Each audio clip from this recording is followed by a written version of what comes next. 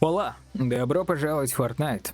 В режим сражения с бурей, который совершенно недавно стал бесплатным, именно 16 апреля, каждый игрок теперь может попробовать этот режим, может его попробовать пройти, так как, в принципе, доступен весь контент, который был доступен и всем остальным игрокам, которые покупали эту игру, а за исключением фарма V-баксов. Вот у нас глобальная карта, которая будет открываться постепенно в зависимости от вашей прокачки, от уровня вашей мощи, который расположен сверху слева. Задание представляет из себя Tower Defense. По сути, в основном есть, конечно, миссии, которые отличаются. Это где надо спасти выживших, которые разбросаны по карте. Вы можете просто подойти к ним и нажать Е, и уже они будут спасены. Можете просто найти их аптечку, принести им, и опять-таки они будут спасены. Или просто отбить волн наступающих зомби. Есть разрушение порталов. Порталы растыканы по локации. Постепенно вы их уничтожаете и таким образом проходите миссию. Основной пласт миссий представляет из себя оборону какого-либо объекта. Сегодня я хотел бы показать пример. Миссия навстречу буре. 108 уровень мощи требуется здесь. Какие-то локации требуют, точнее рекомендуют вам мощь. И если вы не соответствуете, в принципе, вы можете поиграть. Где-то требуется именно что мощь. А если вы не соответствуете, вы поиграть не сможете. Вот, допустим, у меня, видите, замочек. Требуется 122 уровень мощи, а у меня 118. Несмотря на это, видите, опять-таки у меня 118 уровень мощи, но при этом мне некоторые миссии 140 уровня мощи доступны, потому что они рекомендуются, они требуются. Собственно, давайте поиграем миссию навстречу буре. Здесь несколько классов персонажей. На обороне я обычно стараюсь выбирать такой класс, как конструктор, потому что у него есть особое умение, он может ставить базу. База — это некий объект, который распространяет силовое поле некое, которое укрепляет ваши постройки и дает какие-либо бафы на эти постройки. Допустим, элементы этой базы могут наносить урон мозгляка. Это местные враги. Типов врагов тоже несколько. Есть танкующий, есть самый простенький мозгляк, есть гигантские, типа титаны или как громилы, которые легко достаточно сносят вашу базу. Есть бросающие монстры, я не помню, как их зовут. Сейчас, кстати, с 16 апреля сделали так, что вместе с вами могут идти защитники, которых вы тоже можете прокачивать. На самом деле с ними сейчас проще. Это хоть и не защита выживших, это, можно сказать, я сейчас демонстрирую вам пример того, как выглядит миссия защиты выживших. Спасение выживших. Это вот так вот, они разбросаны по карте, и надо помогать им защищаться от зомби. Они просто беспомощно стоят на машине, стоят на каком-то объекте возвышенности и просят нас им помочь. Вот, все, после обороны нам дают награду. Кстати, награда такая вкусненькая. Хорошие ловушки нам дали высокого уровня. Я сейчас утилизирую ловушки низкого уровня, это с прошлых миссий мне достались. Вот, и беру ловушки получше. У нас здесь миссия навстречу буре. Это нам надо найти фургон Ларса и накачать его таким предметом, как синий гель. Синий гель разбросан по карте. Сейчас я пока собрал только лишь один. Сам фургон Ларса можно примерно понять, где он находится по музычке, издаваемой от фургона. Здесь я особо не слышу, значит он находится подальше. Можно вот таким образом посмотреть. О, вон, подсвечено. Кстати, я не помню, было ли так раньше, потому что раньше приходилось реально прямо искать, а тут сейчас луч показан. И я подозреваю, что этот луч ведет нас к нашему фургону, да. По-моему, раньше такого не было. Могу ошибаться, но я сколько я играл, ни разу не помню такого. Вот, я застраиваю металлом. Все-таки это Lineage Peaks. Здесь враги могут спокойно пробивать. Я сейчас не просто расставляю полы повсюду, потому что я сейчас буду... она уже стоит, да, я уже поставил вот базу. И она там, где у нас сейчас лежит пол и вообще стены, она вообще, в принципе, каждый элемент базы сейчас накладывает на него силовое поле, скажем так. И враг, вступивший, задевший поверхность вот этого силового поля, будут получать урон и всяческие эффекты. Все это зависит от того, каких себе героев вы выбрали в раскладке героев. То есть, да, у меня сейчас главный класс — это строитель, Вместе с ним я выбрал еще дополнительно 7 строителей, у которых разные бафы есть. Вот это огненный враг, я в него стреляю сейчас оружием 77 уровня, но тоже огненным, и это не совсем логично, я тут согласен, но я вполне справляюсь и так. Есть там водные стихии, энергия, электрическая, в общем, разные-разные. Также у нас есть гаджет. Я рекомендую вам брать точно вот этот гаджет. Это ящик с припасами, который помимо припасов несет еще и ловушки, что очень прикольно. Вы можете, короче, не тратить ресурсы на то, чтобы эти ловушки строить. Вы просто получаете их от дропа. Вообще, на самом деле, по максимуму лучше оборудовать базу. Вот тут вы можете заметить, что особенность карты помогает нам сделать немножечко интересным образом расставить ловушки. Мы можем поскидывать врагов. Есть такой тип ловушек, который отталкивает. И сейчас я их поставлю сюда. И вот враг, проходящий здесь, будет скидываться вниз. И даже еще и сюда поставлю. И справа тоже.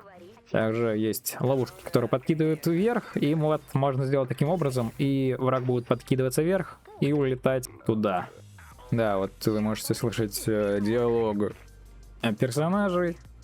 Он активируется, потому что есть я на каком-то квесте, условно говоря, выполняя задание, то есть там сбор предметов или уничтожение чего-то, или помощь с поиском выживших, активируются вот эти скрипты диалоговые, и они начинают что-либо обсуждать. Так, у нас здесь в пещере достаточно прикольный редкий лут есть. Солнечный кристалл, достаточно такой полезный предмет для крафта, достаточно хорошего оружия, не помню, то ли теплового, то ли темного, то ли какого-то еще. Я на самом деле конкретно в этом не очень силен, в плане понимания, особо не вдавался в подробности, но это в целом мне не мешало. Конечно, если разобраться, можно, наверное, с меньшими проблемами проходить все эти миссии. Даже если ты что-то не понимаешь, это не значит, что тебе это может как-то помешать прям сильно проходить эти миссии. Я вот думаю сейчас, какой тип ловушек поставить, потому что, в принципе, у меня есть ловушки 77 уровня, есть 130-го. 130-го для этих врагов, мне кажется, многовато будет. И в этом особо необходимости нет. Вот эти ловушки, хоть и 133-го, они достаточно дешевые, так что у меня ресурса необходимого достаточно много. Так что я особо не переживаю за то, что я делаю именно такие. Все, можем начинать миссию. В принципе, мне кажется, я готов. Второй гаджет у меня это такой дрон, который обстреливает врагов. Наш союзник уже здесь тоже раскидал дрона. Можно также собирать ресурсов, пока у нас оборона происходит. Так, можно сюда еще поставить, раз уж они сюда падают. Почему бы и нет? Сюда, да, можно поставить. Можно посмотреть, как откидывает этих чубриков. Красиво. Так, у нас здесь где-то громила.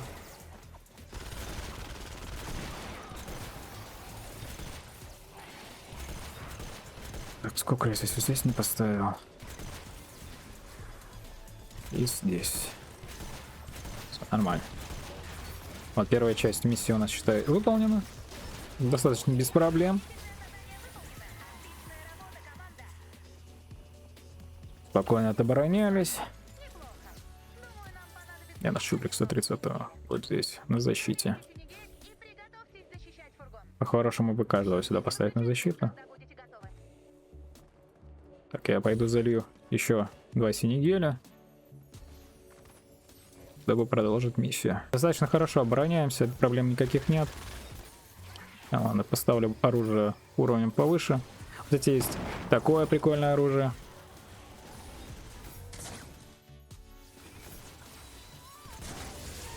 Электрическое. У электрического прикол есть, что если враги водные, как вот эти, водные стихии, то по ним электрическое оружие работает гораздо эффективнее. Плюс тут прикольный такой лук. Можно заметить, что попав в одного мозгляка, стрела разлетается по нескольким целям сразу. Вот здесь, конечно, было бы прикольно поставить какие-нибудь пушки вместо электрической ловушки. Но, учитывая, что с этой стороны нападают именно водные противники, как будто бы это было даже очень предусмотрительно, что я поставил сюда именно электрические ловушки. Опа, вот тут у нас главный босс. Есть, да. У него даже есть... Показывается, что это эпический крепыш. Видно его уровень здоровья. Видно, какие у него бафы есть. Ошеломительный удар — это он может нас откидывать. Ну вот мы с ним расправились, и с него дополнительные приколюхи получаем. В принципе, опять-таки спокойно себе без проблем обороняемся. Никаких трудностей не испытываем. Потому что нормально так подготовились, улучшили базу. Сделали все по лучшему разряду.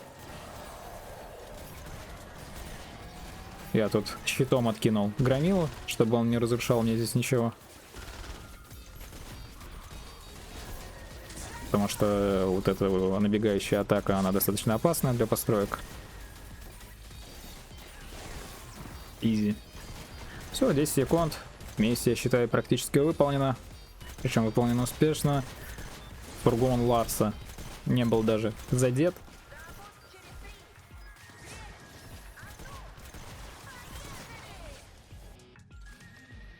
Ну вот и победа. Вот нам начисляются всяческие награды, которые обычно уже скипаю, потому что, ну, это именно награды для сражений с бурей. Там ловушки какие-нибудь, какой-то вид ресурсов. Собственно, вот что из себя представляет типичная миссия в этом режиме. Нам дали опыта, который также начисляется не только в этом режиме, а вообще на ваш аккаунт. Это опыт персонала для прокачки защитников и отряда, по-моему. И опыт для чертежей, для прокачки чертежей. Здесь у нас просто золото. Здесь нам дали защитника. Еще дополнительные ресурсы для прокачки наших предметов. И золото. Собственно, думаю, на этом все. Спасибо за просмотр.